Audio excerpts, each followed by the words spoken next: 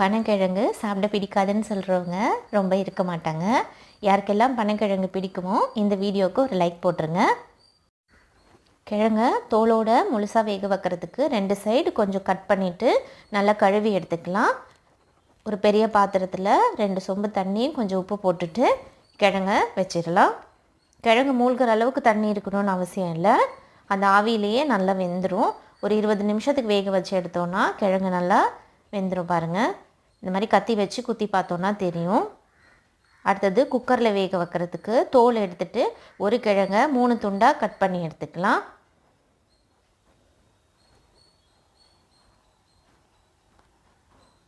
நான் ஒரு 5 கிழங்கு கட் பண்ணி எடுத்திருக்கேன்.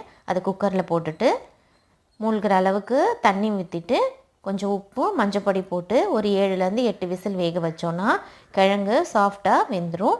வீடியோ பிடிச்சா சேனல் சப்ஸ்கிரைப் பண்ணுங்கள்.